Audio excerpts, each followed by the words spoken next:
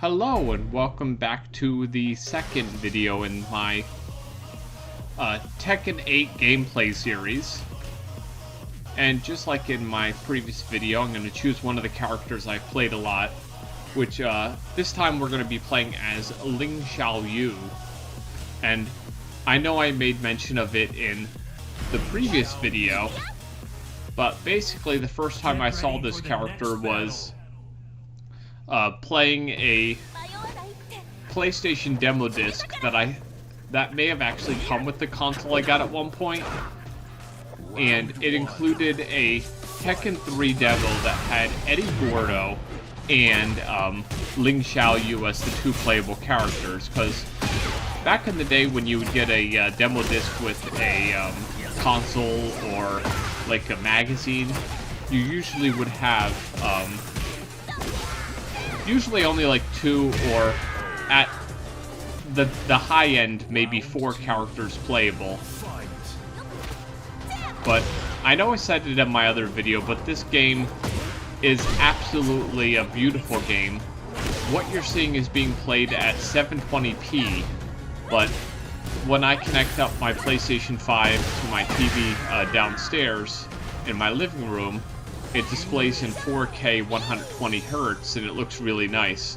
But the good thing about the Unreal 5 engine is it scales really well. And if you had not seen my previous video, this game was released on January 26th of 2024, so just this year that I'm releasing this video, like 6 months ago basically at this point. And it came out for the PlayStation 5, Windows PCs, and the Xbox Series X and S, or as a lot of people say, the Xbox Series consoles. And I made mention of this in my last video, but I'll make mention of it again. Apparently, this game actually features crossplay between all versions of the game, so you can toggle the crossplay feature on and off, and everyone can play together, which, between you and me, is honestly a very good thing.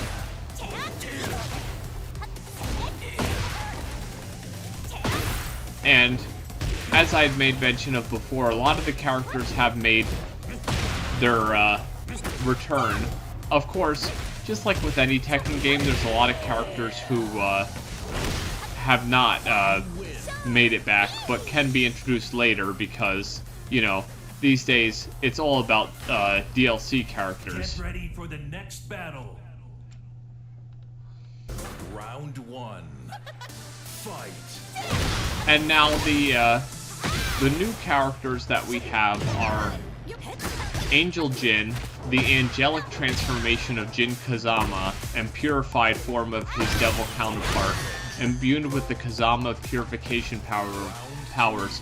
He is only in the Dark and Awakened story mode, and one of the final opponents in arcade mode. Then there is this Peruvian mixed martial artist, who I think I'm actually fighting against right now in this gameplay, which is Azucena Milagros Ortiz Castillo. I probably said that right.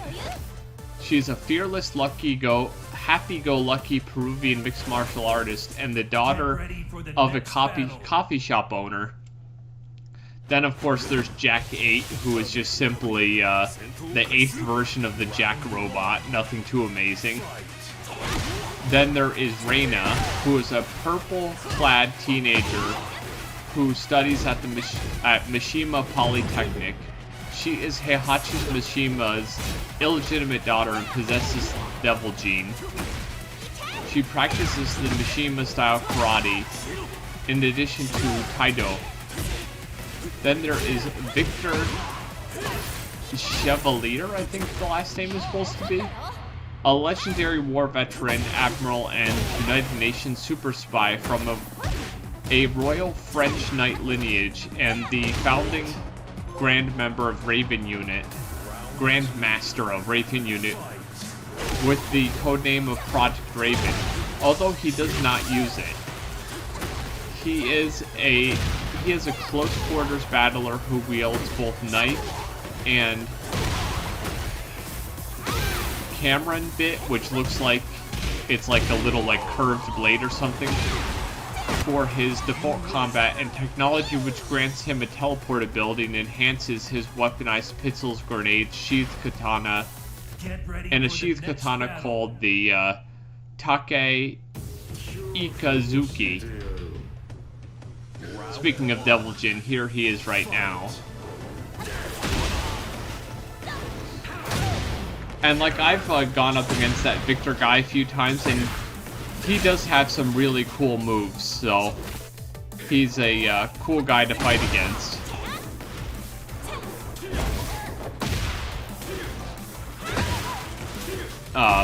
And I remember when I first battled against that Victor guy, I was thinking, wow, this guy's really cool, and he's got a lot of moves. And I remember I lost a few times against him because, like, he had all these, as the description I just read said, he had all these like crazy technology-based moves, and how do you say it?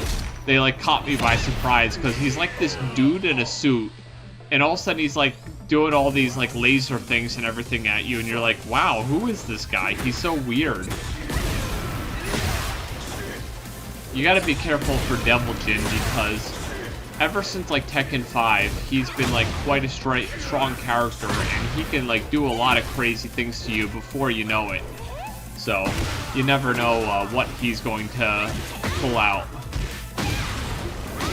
And he's easily one of those characters who you can fight, and like you think you're winning, and then all of a sudden he pulls off some like crazy like 23 hit combo and beats you. And of course, since Xiaoyu and Jin have history, she has like a thing that she says to him there.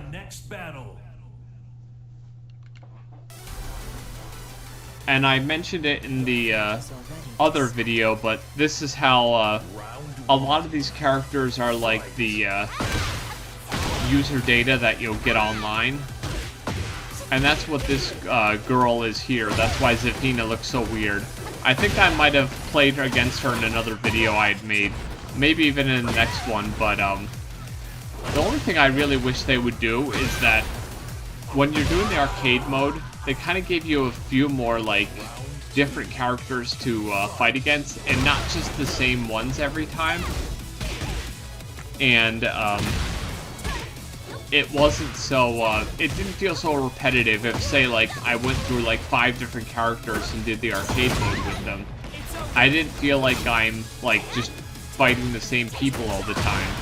But that's my only one small complaint. Maybe it's just one of those things, like, when I play the single-player arcade mode a bit more, maybe it'll show more of them, because it'll pull more of that information from the internet.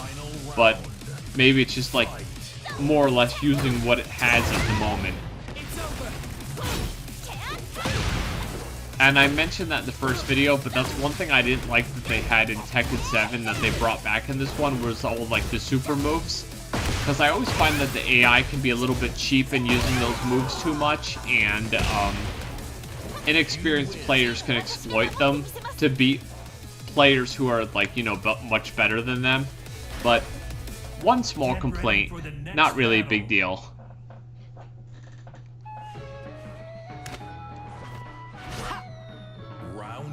And now this stage reminds me of one of the earlier, like, sheep stages in, I think it was in Tekken 5 that there was a sheep stage and there's, like, floating sheep on this, like, how do you call it? On this, like, field. And it was a pretty cool stage with, like, some cool music playing in the background, so they kind of recreated it here.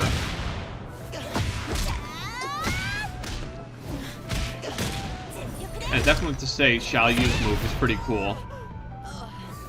It doesn't seem as crazy as some of the other characters who have, like, moves where they're, like, making the whole place dark and everything, and then all of a sudden the whole thing goes crazy, like with Yoshimitsu's move. And this Leo here is another one of those customized characters. Just like how in the previous gameplay that I showed, Brian Fury had like a skeleton motif. No, wait, it wasn't Brian Fury. It was that like Drakov guy from Bloodline and Rebellion. No, not Bloodline and Rebellion. From Tekken 5 Dark Resurrection is where he was from. And then finally here we verse against Devil Kazuya, who is the ending boss in this arcade gameplay. And now I made mention of this in the previous video, but I definitely have to say that I'm so glad that they increased the number of fights in the arcade mode, because I truly felt that that mode was terribly lacking in Tekken 7, because it was only like 4 or 5. And it didn't feel like something like you would really want to play all that much when you only had like a couple of characters to fight against. So it's good that it feels like a real arcade mode again, and it's not just like a few short fights and you're done, because I don't know about you, but like every once in a while, if I don't play like, let's say, this game in a while, I'll just want to like get warmed up by playing the arcade mode a couple times. And if it's like a good number of fights, it always feels a lot better than like, say, 4 or 5 fights. And it feels more like what you would have like in an actual arcade. But yeah, Tekken 8's an excellent game, and I would highly recommend anybody try it who has one of the consoles or a PC powerful enough to play it. Well, this has been another Game Nexus gameplay video, and I shall see you later. Bye.